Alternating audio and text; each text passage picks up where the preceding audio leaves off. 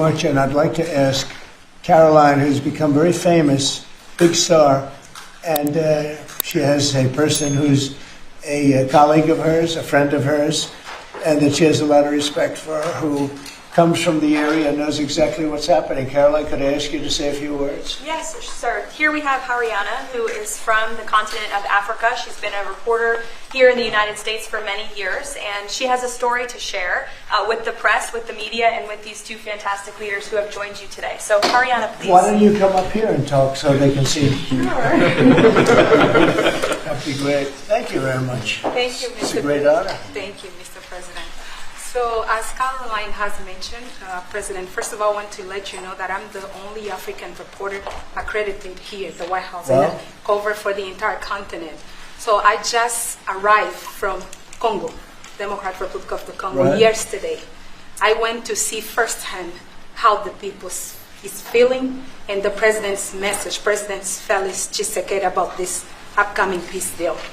And let me tell you firsthand what I witnessed myself. I spoke with the people on the street. I spoke with youth.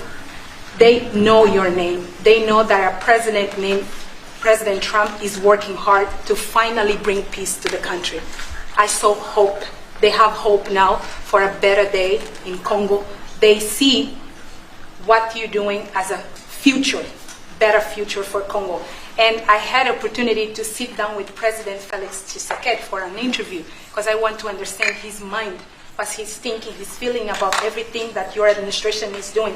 And he told me firsthand that for many years, many American presidents overlooked this conflict. They didn't do nothing. Even myself, I covered President Biden's administration. I pressed many times about this conflict. People are dying in Congo. This country has so much potential, but they need help because this war is destroying the country. Right. They never gave me any answer. And he told me, President Tshisekedi, that you have no idea, he's very thankful for what you're doing, for what your administration is doing. Not only him, the entire Congolese people, they see that finally they will have hope. And President Tshisekedi also mentioned at the end of my interview that when peace finally comes to the Democratic Republic of the Congo, he's thinking to nominate you as a Nobel Prize Peace because he said you deserve, you have been working to bring peace in the world, not only at the Congo, and he's very hopeful to meet you in the future. That's so nice, boy, and that's so beautifully stated. And Caroline said, number one, she did say, and I shouldn't say this because it's politically incorrect, she said, she's beautiful, and you are beautiful. I'm not allowed to say that, that could be the end of my political career, but I'll say it anyway. But you are beautiful, and you're beautiful inside. So I wish I had more reporters like you. You covered Africa for a long time? Yes, for over 10 years. Wow. I covered even your first administration. Yes, I know that. That's great. Well, thank you. That's so nice that you said that. Thank you. Appreciate it. And I have one more question, Yes. Mr. President. Since we know in July or in the future both President of Rwanda and the Congo will be coming to the United States, in Africa, President John Lorenzo, the president of Angola, he is also the leader of African Union. Good. He worked very hard to bring peace, but unfortunately... Let's get him here. Yes. That's okay? Would you invite him for me? Of course. Okay? I know that he works very hard, and he's the head of essentially the union. So the union all over Africa, not the kind of union that we have. This is the union all over Africa, and I'd love to have him, so you'll let him know. Of course, okay. Mr. President. Thank you very much. Thank you, Good. Now you go back to where you belong, right? That's great. That's a great job. It's real knowledge and real heart, too. Congratulations. Okay. So we're here today to celebrate a glorious triumph, and that's what it is, for the cause of peace. And this is a long time waiting.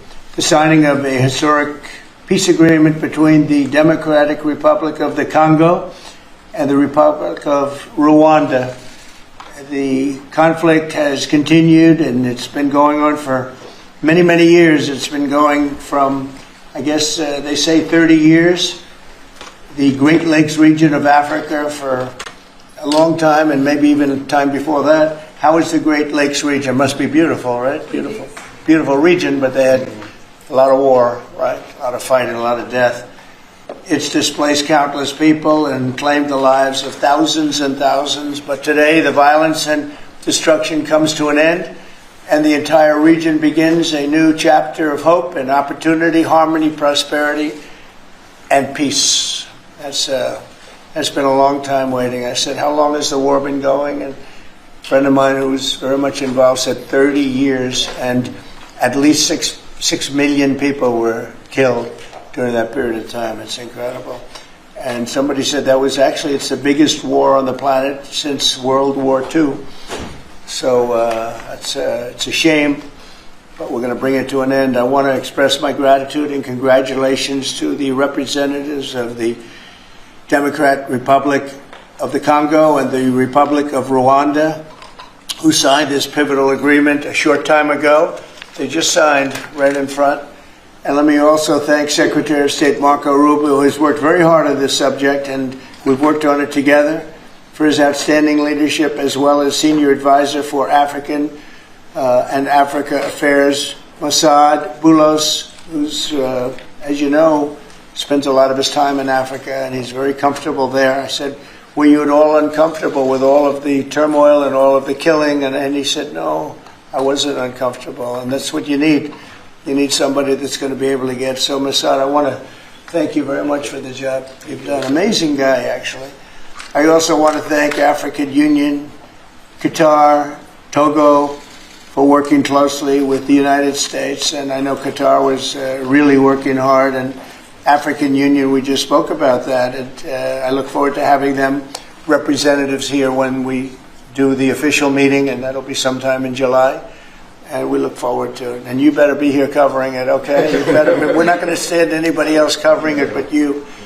But this is a tremendous breakthrough. In a few short months, we've now achieved peace between India and Pakistan, Israel and Iran, and the DRC and Rwanda, and a couple of others also. Serbia, you know, they were getting ready to go to war with a group I won't even mention because it didn't happen. We were able to stop it. But I have a friend in Serbia, and they said we're going to go to war again.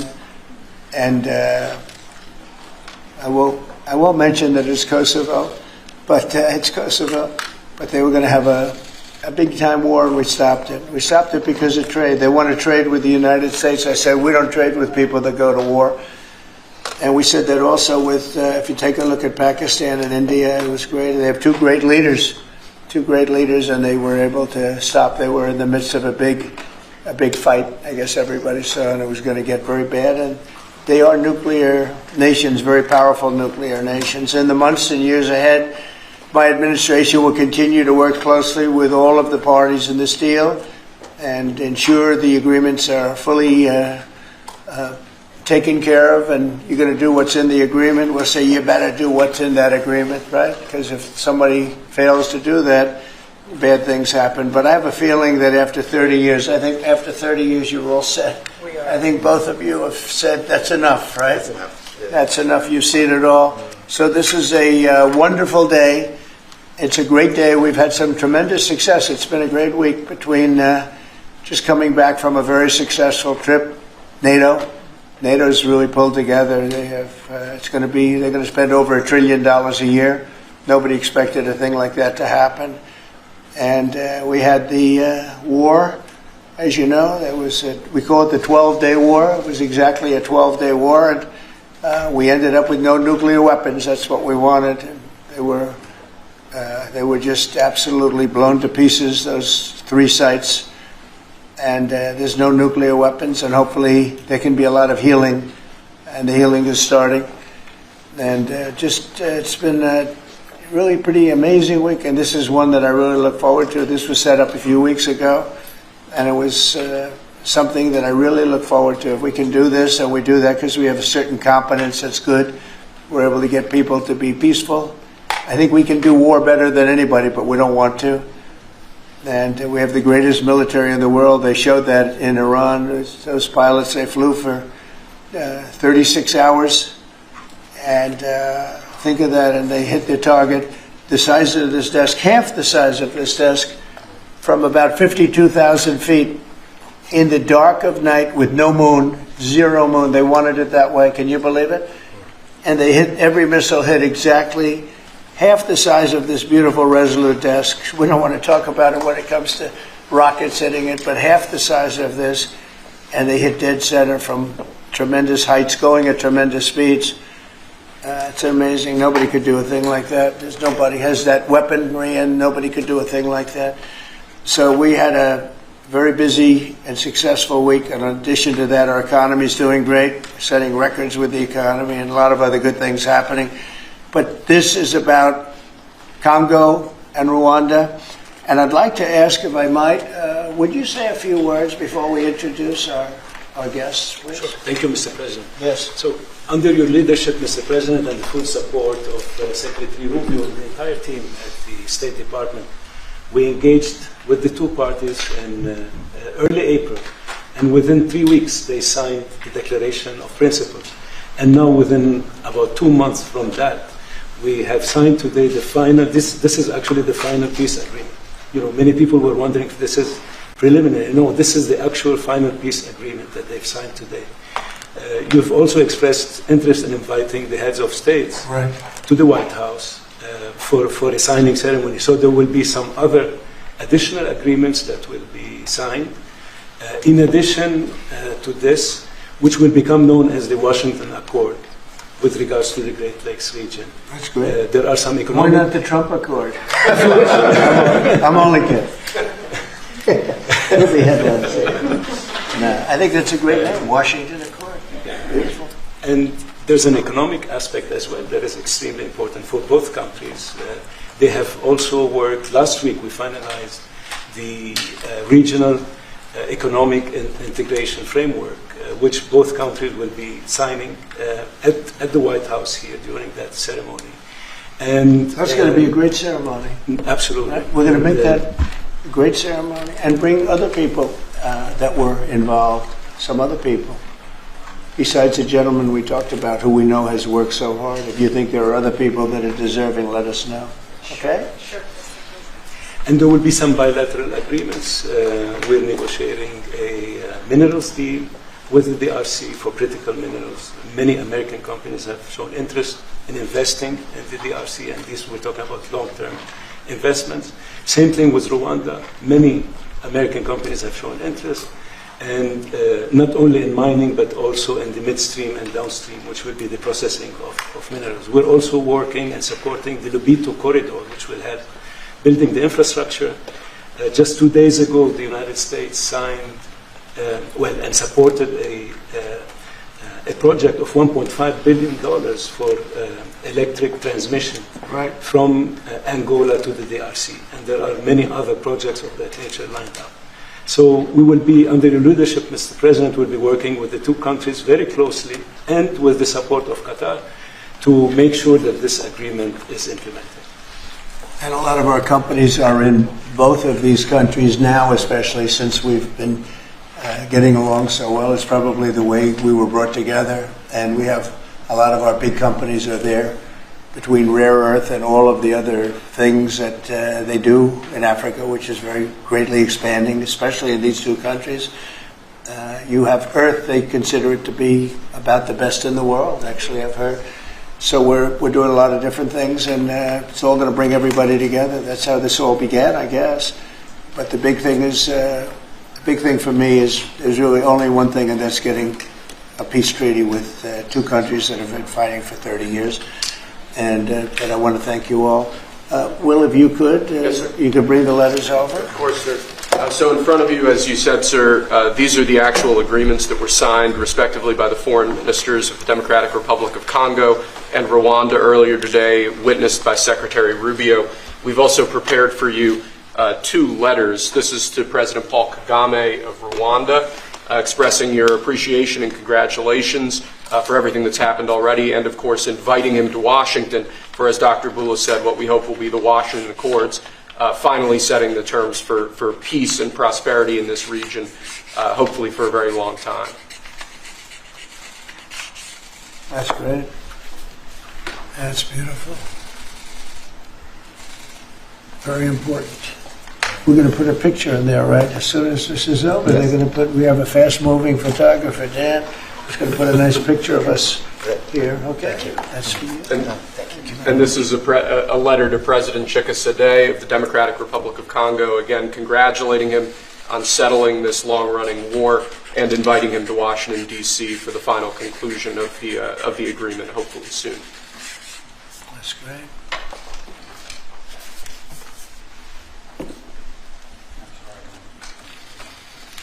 That's right. That's great. You take that pen, and you take that pen. Thank you very much.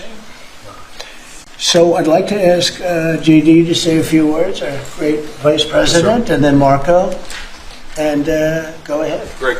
Well, first, let me welcome the foreign ministers of Rwanda and Congo. It's great to have you in the Oval Office.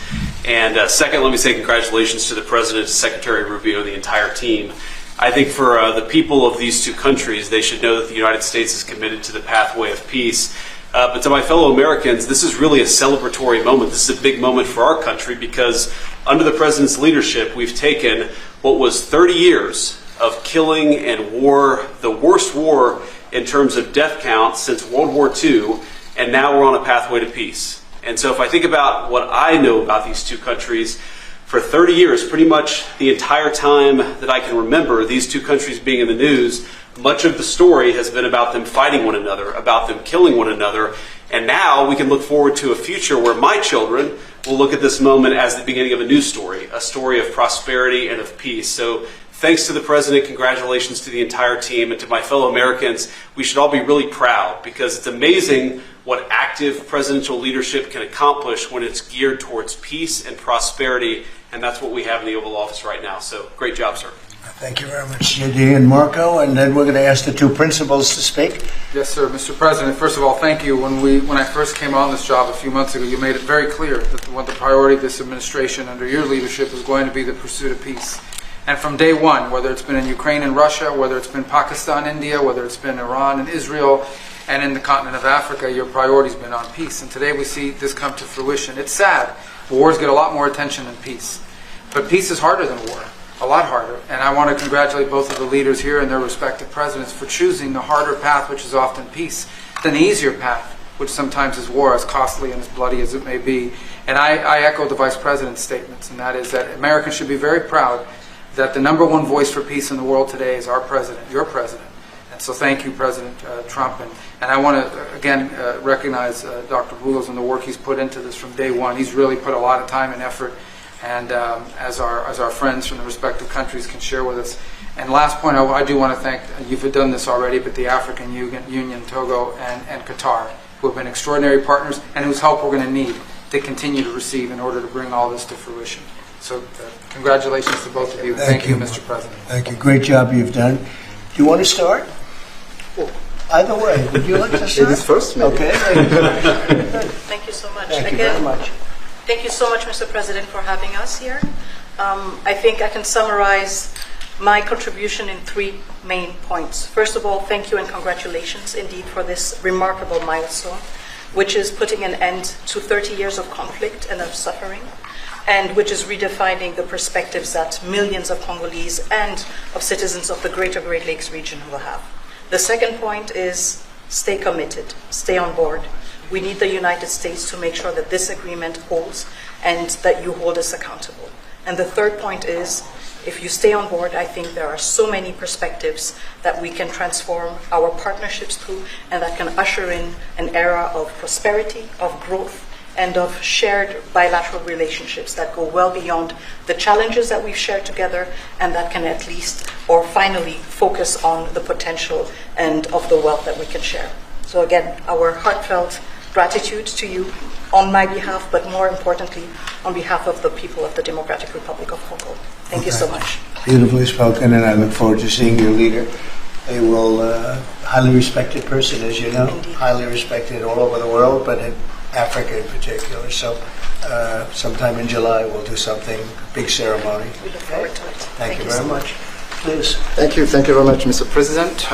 This is indeed a historical day because it's the signing of a peace agreement between Congo and Rwanda to end a conflict that has been going on for 30 years.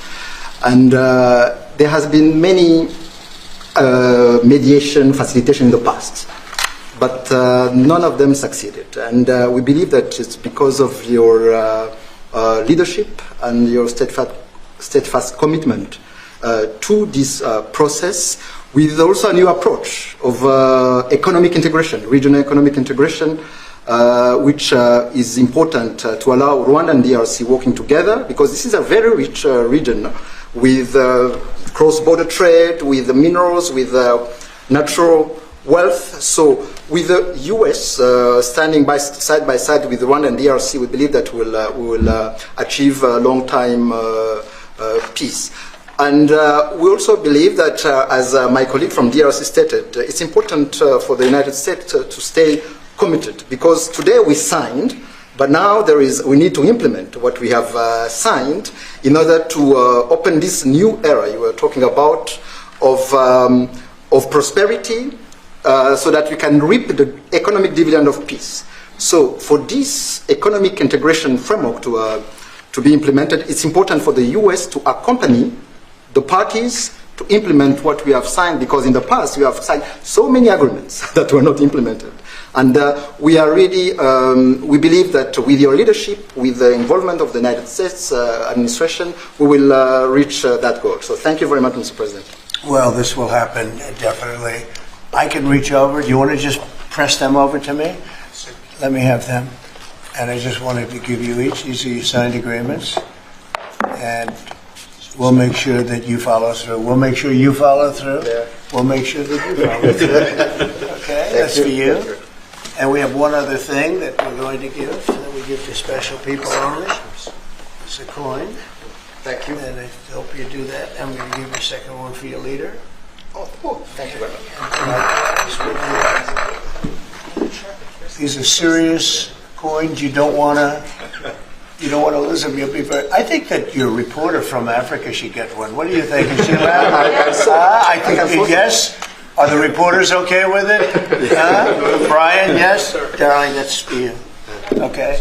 You did a fantastic job. Thank you, And I heard Mr. President. you do a great job covering everything. Thank you. And Mr. President, we actually have the pictures that you took earlier Oh, with let the me foreign see that. ministers here already. Thank you so much, And Mr. this is President. really- Thank you. Let me see that. They're in this folder right here, sir. Okay, this one? Yes, sir.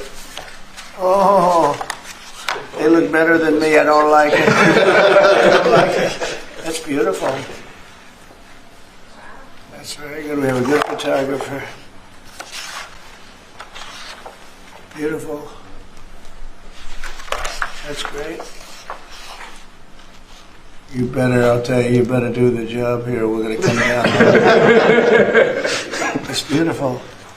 Thank you very much. So we'll put them in. That's for you. I can do that. That's for you. Very good. This is for the Congo. What is it? For the Congo. Yes. Okay. Let's see, we have two of them, I think so. You wouldn't give us one, you would have made a big mistake. Isn't that nice? That's for you. That's for you. Thank you, Mr. President. Thank you very much. And you're all set, and this is for you. You're going to Yes, get this. Good. Might as well hold it. Thank you so Thank much. you very much.